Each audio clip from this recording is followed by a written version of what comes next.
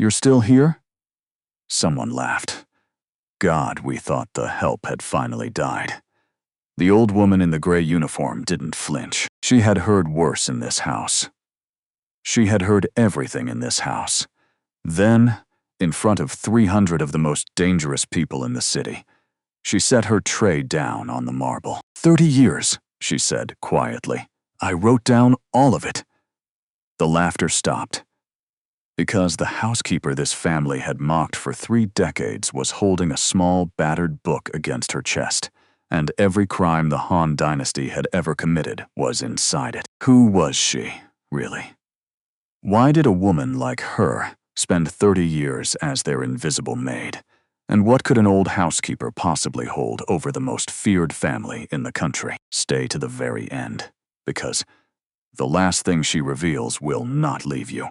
Before we begin, if this story pulls you in, leave a like and drop the city you're watching from in the comments so I can see how far it travels. Subscribe so you don't miss what happens next. Now, let's step inside that ballroom. For 30 years, Grace Okafor had been invisible, and she had made invisibility an art. She knew which floorboards in the East Wing creaked and which stayed silent. She knew that Madame Han took her tea too hot on purpose, so she'd have a reason to complain. She knew where every camera in the mansion pointed, and, more usefully, where none of them did. She had poured the wine at 100 galas like this one, cleaned blood off marble more times than she would ever say out loud, and vanished into the walls of the most powerful crime family in the city, so completely that they had long ago stopped seeing her as a person at all. To the Hans, Grace was furniture that refilled the champagne. And that, precisely, was the point. Because the thing about being invisible is that invisible people are allowed everywhere. Completely insane. They stand in the corner of every private conversation.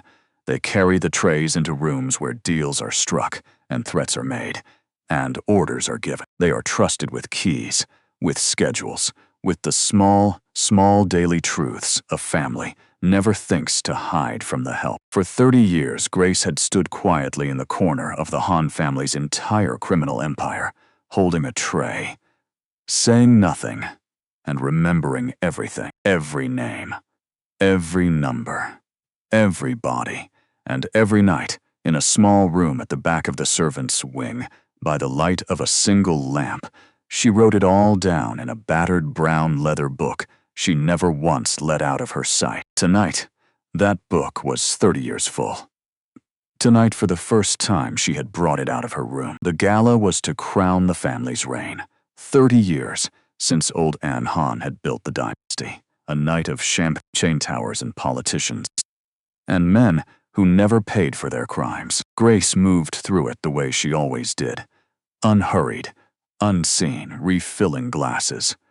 And then Madame Han Mi-ja, glittering with diamonds and cruelty in equal measure, decided the old housekeeper would make good sport for her guests. Look at her, Mi-ja said, loud enough for the circle around her to hear. 30 years pouring our wine, and she still holds the bottle like a peasant. The laughter rippled out. Jun-hyuk, the eldest, joined in with the easy contempt of a man who had never once been told no. What did we even keep her for? He said, plucking the bottle from Grace's hands and holding it out of her reach like a boy tormenting a smaller child. She's too old to be useful, and too plain to be decoration. More laughter. A guest flicked champagne at Grace's collar and told her to clean it up. And through all of it, the old woman stood perfectly still, her tired eyes fixed on some middle distance, her face saying absolutely nothing. A skill she had spent 30 years perfecting. Only one person in that entire ballroom wasn't laughing. Han Do-yun, the youngest son, stood at the edge of the circle with his jaw tight and his eyes down, the way he always had, ever since he was a boy. The one Han who had never learned to enjoy being cruel. And as the champagne dripped from her collar and the laughter washed over her, Grace let her mind go for just a moment to a place it almost never allowed itself to go. Backward, 30 years backward, to a time before this house, before this uniform, before she taught herself to disappear. To understand what happened in that ballroom next, you have to understand what these smiling people had taken from the woman holding their wine. 30 years ago, Grace Okafor had not been a housekeeper. She had been the wife of David Okafor, a brilliant, warm, impossibly honest Nigerian-British accountant with a gift for numbers that bordered on the musical. And in those days, David had a partner and a friend. A young, hungry, charming Korean businessman named Han Sung-il, who had a vision for an empire and none of the patience for the paperwork that empires are actually built on. The two men met over a failing shipping ledger and a shared bottle of cheap soju. And for a while, a good while, they built something together. David built the clean company, the legitimate face, the audited books, the honest storefront. Han built everything else. They were not just partners, they were family. Grace still remembered those early years with a tenderness that 30 years of grief had never quite managed to poison. Sunday dinners in a cramped apartment where the two families crowded around one table. Han's young wife, Maja, softer than, or better at hiding what she was, and Han's children, Ansond, including a solemn, watchful baby boy named Du-Yun, who cried at everything except being held by Grace, so that she was forever the one rocking him to sleep in the corner while the men argued happily about margins. Grace had no children of her own. She and David had wanted them and simply never been blessed. So she had loved that watchful baby as though he were partly hers. She did not know, could not have known, that the same little boy would one day stand in a ballroom 30 years later, the only decent soul in a family of monsters, and be the one person she would refuse to destroy. It was the numbers that killed David Okafor. Of course it was. He was too good at them not to eventually see. For years, the clean company had run clean, and David had let himself believe that his half of the partnership was truly separate from whatever Han did in the dark. But money leaves a trail, and David could read a trail the way other men read a headline. One autumn, reconciling accounts he had reconciled 100 times, he found the thread, a discrepancies, small and deliberate, that led to another and another, until the whole ugly architecture stood revealed in front of him. The clean company he had built with his own hands was not clean at all. It was the laundry. Every honest invoice he had ever signed had been washing the proceeds of smuggling, extortion, and worse. His life's work was the pretty white shirt pulled over the empire's bloody body. David was an honest man, and honest men, in stories like this one, are rarely wise. He did not run. He did not quietly take his family and disappear. He went to his friend, to Han, and he laid the evidence on the table between them, and he said that he could not be part of this, and that he would not stay silent while it continued. He believed, right up until the end, that the man he had shared soju and Sunday dinners with was still his friend. Grace begged him to be careful. She had already begun, in some animal part of her, to be afraid of the Hans, in a way David refused to be. 3 weeks after that conversation, David Okafor's car left a wet road on a clear night, and a coroner, who had dinner at the Han mansion twice a year, ruled it a tragic accident. Grace held her husband's cold hand in a hospital corridor and understood, with a clarity that never once left her for 30 years, that it had been no accident at all, and that everyone in the world would call her a grieving hysteric if she said so out loud. In the weeks after the funeral, the Han family did 2 things. First, through a blizzard of paperwork David was no longer alive to contest, they absorbed the clean company entirely. His life's work folded into their empire, his name scrubbed from every document, as though the firm of Okafor had never existed. Second, they did nothing to Grace at all, and that, in the end, was the arrogance that doomed them. Because a grieving widow with no money, no proof, and no husband was, to men like the Hans, simply not worth the bullet. Why spend a threat on a woman who was already nothing?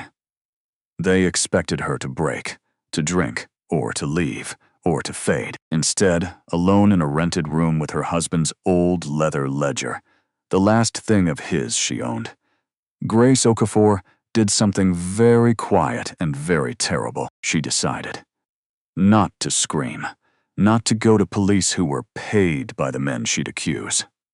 She decided to become nothing on purpose, because nothing goes everywhere, and nothing is never watched. She let the years soften and gray her. She changed her name back to a maiden one. No record connected to David. She learned to walk into a room and out of it without leaving a ripple. And when enough time had passed that no living Han would ever look at an old housekeeper and see the ghost of the partner they'd murdered, she applied, humbly, references impeccably forged, for a position cleaning the Han family mansion. They hired her without a second glance. She carried her husband's ledger into the servants' wing, opened it to the first blank page, and by the light of a single lamp, she wrote a date and a sentence and began. She had, after all, nothing left in the world but time, and she had just decided exactly how she was going to spend it. People imagine revenge as something loud. Grace understood, better than the violent men she served, that the most complete revenge is quiet, legal, and patient enough to be mistaken for surrender. So for 30 years, she built, and she did not, in the end, build entirely alone. There was one man left in the world who had loved David, Thomas Reed, an aging lawyer whose whole career David had once quietly saved, back when Reed was young and had made a young man's disastrous mistake. Reed owed David everything, and when a gray-haired housekeeper appeared at his office one evening, and, in the private voice of a woman he had not seen in 20 years, said her real name, Reed wept, and then Reed listened. Through Reed, buried under shells and trusts and dead-end names, Grace began to do the thing the violent Hans, drunk on power, had long forgotten was even possible. She had realized, with her husband's old knowledge, that the entire empire sat on a single old holding company, Han Holdings. And a holding company is just shares, and shares can be bought. On a housekeeper's wages, one small invisible purchase at a time over year after patient year, Grace and her frightened loyal lawyer began, very slowly, to buy the stolen empire back. Never enough to notice. Just a quiet old estate, tidying itself up in paperwork so boring no arrogant heir would ever read it. And every night, she fed the book. It was working. For 19 years, it was working perfectly.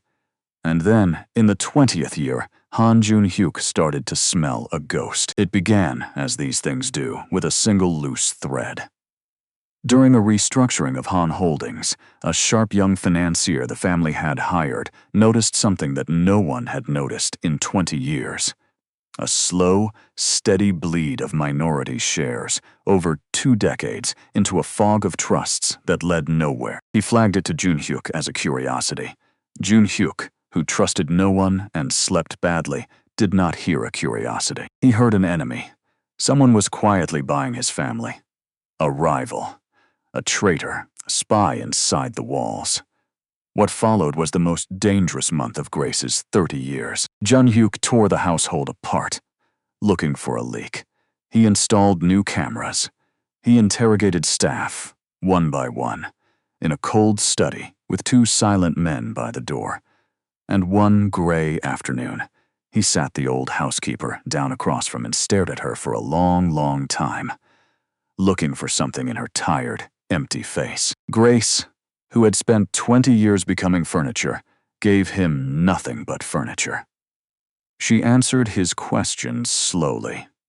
A little confused, a harmless old woman who did not even understand what shares were, who was mostly worried she'd done something wrong with the linens. She let him see exactly the nothing he expected to see, and it saved her life.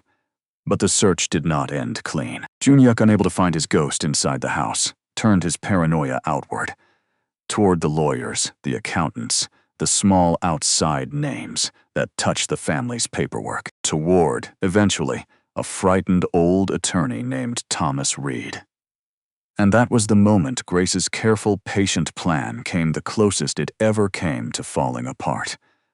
Because the weakest thread in any conspiracy is never the one who has nothing left to lose. It is the one who still does. Thomas Reed was a good man who had been brave exactly once in his life. The day he agreed to help David's widow, and the bravery had cost him 20 years of quiet terror. When Junhyuk's people began circling his firm, pulling his files, appearing in his lobby, the old lawyer's nerve, stretched thin for 2 decades, finally began to snap. He called Grace in the middle of the night, his voice shaking, and said the words she had feared for 20 years.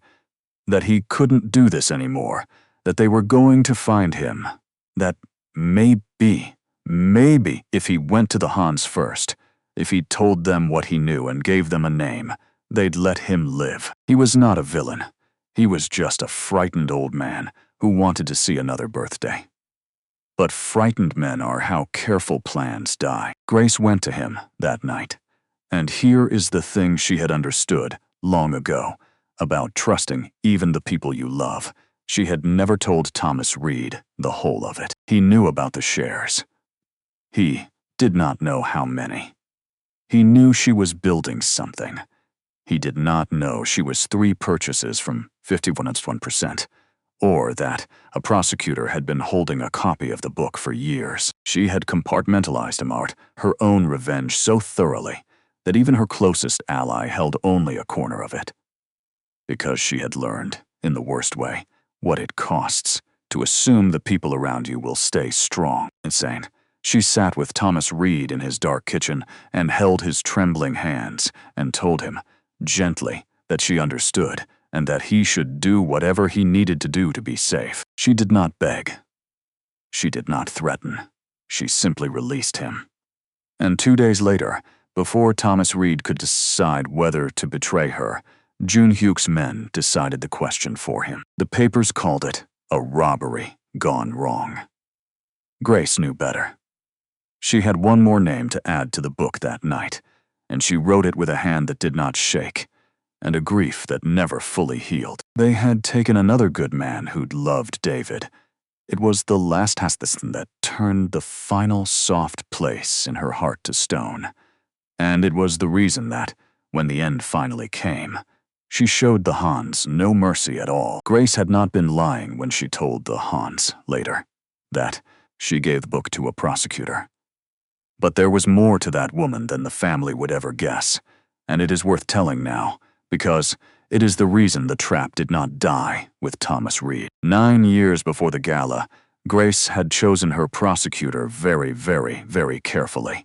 Not a hero looking for a headline, but someone with a wound as old and patient as her own. Her name was Yoon Ji-yoon, and she was the daughter of an honest city councilman who, 20 years earlier, had refused a Han bribe and threatened to talk, and had then, quietly, disappeared into an unmarked grave in a plot of city land the family controlled, a case no one had ever dared to open. Ji-yoon had grown up knowing exactly who had taken her father, and knowing exactly how little the law would do about it. She had become a prosecutor for one reason, and when a gray-haired stranger slid a battered book across a table in a quiet cafe and said, "I can give you the Hans, but you will have to be patient, more patient than you have ever been in your life."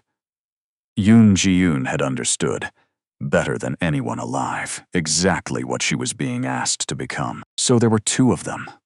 2 women the Hans had wounded and dismissed. One inside the walls and one in the halls of justice, each holding half of a weapon, each waiting with a patience the violent could not imagine. Reed's death did not break the plan, because Reed had never held enough of it to break. And it did something else too.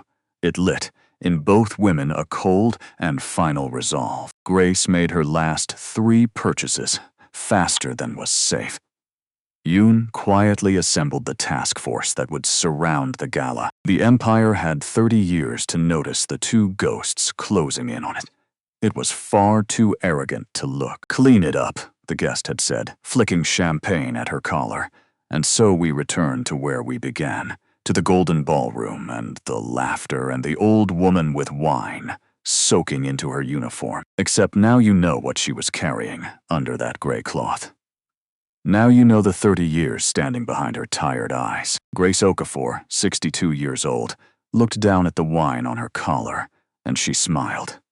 It was not a warm smile. It was the smile of a woman setting down something she had carried for a very long time. She placed her tray on the marble with a soft, deliberate click that cut straight through the laughter, and she drew the battered brown book from her apron. 30 years, she said. Her voice was quiet, but it carried the way certain truths carry. I have poured your wine for 30 years, and every night I have written down what you did. The laughter faltered. Mija's smile went brittle. March 14th, 9 years ago, Grace said, not stopping. The shipment in the East warehouse. The 2 men who came to collect and never left. I served the coffee. Jun-hyuk, I remember how you took yours. The ballroom had gone very quiet. The councilman you buried in Section 7, the lawyer you called a robbery 2 months ago. Her eyes found Jun-hyuk's, and for the first time they were not the eyes of the help. His name was Thomas Reed. He was my friend. She turned a page. It's all here. 30 years of you never once wondering what the old woman in the corner could hear. She looked up. You never saw me, Grace said. That was the plan. For a heartbeat. No one moved. Then the Han family did what dangerous families always do when they are frightened. They reached for violence. Jun-hyuk's men stepped forward from the walls, hands sliding under their jackets, and the temperature of the golden ballroom dropped 10 degrees. A book, Jun-hyuk said, and his voice had lost its laughter, but found something uglier. You think a book scares me. You think anyone would testify. Whatever's in that little diary, old woman, it dies with you tonight, the way your lawyer did, the way your husband did. At the word husband, a flicker crossed Grace's face, the first crack in 30 years, and Jun-hyuk, who fed on other people's pain, saw it and smiled. Oh, he said softly. So that's what you are. I wondered why the old maid was still breathing. He nodded to his men. Some ghosts you have to bury twice. Grace did not step back. That was the thing that unsettled them most. She did not run, did not beg, did not even look afraid. She closed the book and held it to her chest the way she had held it for 30 years. You still think this is about the book, she said, almost gently. You think I spent 30 years so I could hand you a diary and hope a jury was brave enough to read it. She shook her head with something that on a kinder night might have been pity. Writing it down was never the plan. Jun-hyuk. Writing it down was just how I stayed patient while I did the other thing. Mija, sharper than her son, felt the ground shift before she understood it. What other thing? The matriarch demanded, and for the first time in 30 years, there was fear in the diamond-hard voice of Madame Han. 3 days ago, Grace said. The last of it cleared. So let me tell you where you are actually standing tonight. She turned slowly and gestured at the golden ballroom, the champagne towers, the chandeliers, the whole glittering monument to everything they had stolen. This house, the company your empire launders itself through. Han Holdings, the thing that owns all of this. She let the name land. For 20 years, a quiet widow no one was watching has been buying it back. 1 share at a time. As of Tuesday, I hold 51%. The silence had a texture to it, physical and total. I own the ground you're standing on. I own the company your accounts run through. And this morning, before I put on this uniform for the last time, I froze every one of them. She let that settle into their faces. As for the book, I gave a copy to a prosecutor 9 years ago. Her father is in that unmarked grave in Section 7. She's been waiting, the way I taught myself to wait. The men you sent forward a moment ago should check their phones, and 6 phones. Because the reason none of them are moving anymore is that this building has been surrounded since the toast, and through the tall gilded doors, they came. Not Junhook's men, but a tide of agents and officers, quiet and absolute, the way Grace had always known justice would have to arrive if it arrived at all. Prosecutor Yoon Ji-yeon walked at the front of them, and she paused, just for a moment, to meet the eyes of the old housekeeper across the ruined ballroom. 2 ghosts, 2 halves of one patient weapon, finally done waiting. The most feared family in the city stood frozen under their own chandeliers, as the empire they thought they owned closed around them like a hand. 30 years. She had told them, and they had laughed. They were not laughing now. In the chaos, Junhook shouting, Mija's composure finally shattering, guests scrambling for exits no longer theirs to use. Grace's eyes found the one person she had not come to destroy. Han Do-yeon stood very still against the far wall, the youngest son, the boy she had once, 30 years and a lifetime ago, rocked to sleep in her own arms when their families had still been one family. He'd been an infant when they killed David. He had grown up inside all of this and, somehow, never quite caught the disease of it. He was the one who, as a small boy, used to sneak into the servants' wing and share his sweets with the sad, quiet housekeeper. Not knowing she had once held him, not knowing anything at all, only that she seemed lonely, and he did not like it when people were lonely. For 30 years, in a house of monsters, Do-yeon's small kindnesses had been the only thing that kept the last soft corner of Grace's heart from turning entirely to stone. She walked to him through the wreckage of his family's reign. And the terrible, powerful old woman who had just ended a dynasty looked at the young man with something almost like tenderness. Not you, she said quietly before he could speak. Your name is on nothing. I made sure. 30 years. And you never once touched the blood, because you never once wanted to. She pressed something into his hands. Not the book, but a single clean folder. The one piece of your family's empire that was ever honest. The company my husband built. Before they took it, I'm giving it back to you. Do something with it he would have been proud of. Do-yeon stared at her, his eyes filling with a confusion that was slowly, horribly, becoming understanding. Who are you? And Grace Okafor, for the first time in 30 years, said her own true name out loud. His face crumpled, because somewhere underneath everything, he had always known that the kindest person in that cold house had been the one his family treated as though she were no one at all. It did not take long in the end. 30 years of careful witness makes for a very short trial.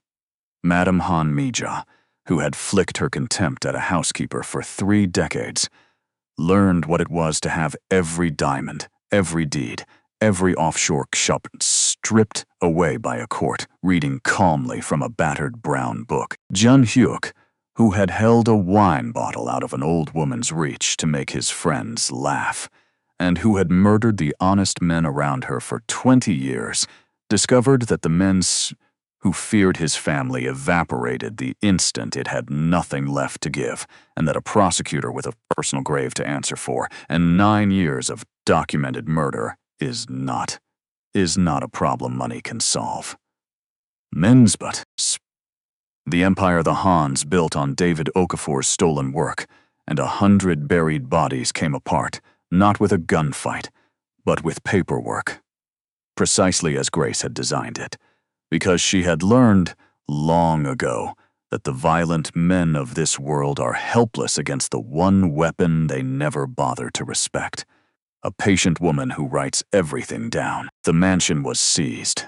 The frozen accounts, surrendered by their true majority owner, went to the victims and the state. And the name Han, which had made an entire city lower its voice for 30 years, became, almost overnight, a thing people said in the past tense. Here is the part the people who cheered the downfall of the Hans never understood.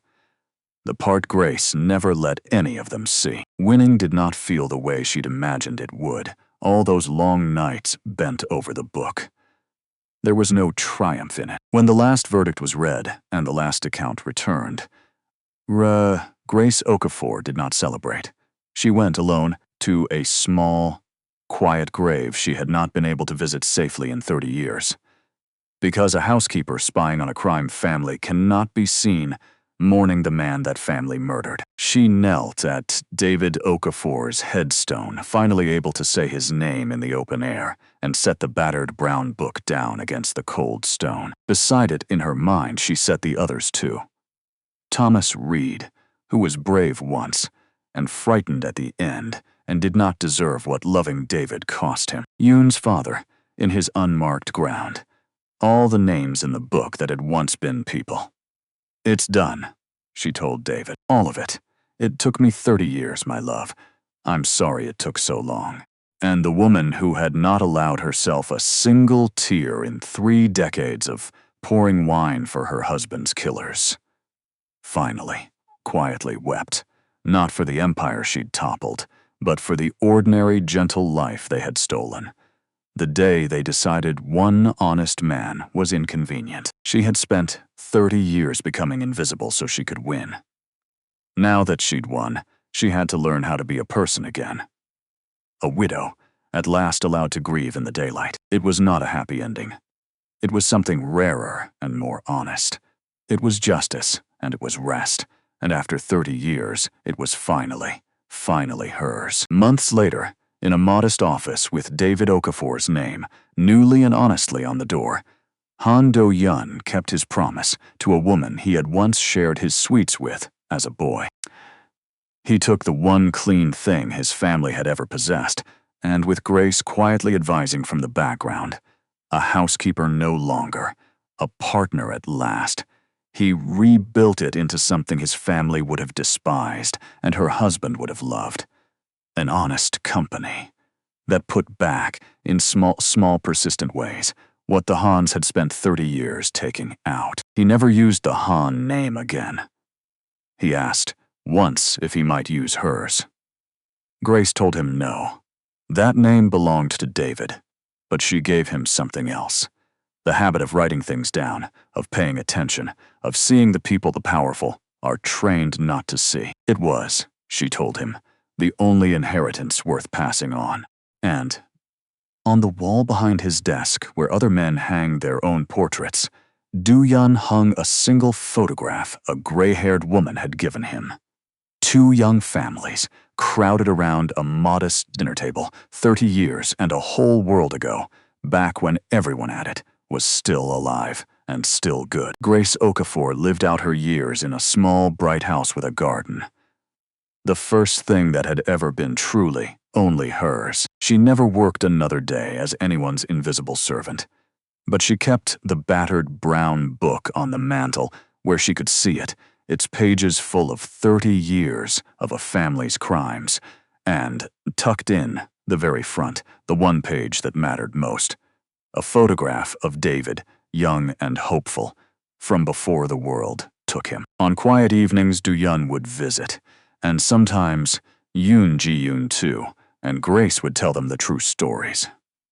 Not the crimes, but the good years, the 2 young families, the man who built something honest and refused to let it be poisoned. And sometimes she would open the book to that first photograph and smile, and say the thing she had learned across 30 years of being underestimated by dangerous men who thought power was the same as strength. They looked at me for 30 years, she would tell them, and they saw nothing. Never let anyone teach you to look at people that way. The person in the corner holding the tray, she sees everything, and one day she remembers. So tell me, did the Han family get exactly what they deserved? Was 30 years too long to wait, or exactly long enough? And Grace, who could have burned it all down with violence, but chose patience and paperwork instead. Was that mercy, or the most complete revenge of all? Drop your answer in the comments. And if that ending got you, type, "She saw everything." So, share this with someone who needs the reminder that the quiet ones are always watching. And subscribe, because next week's story is about a young maid who was ordered to serve dinner to the man who ruined her family, and the single word she whispered that made the whole table go silent. We'll see you there.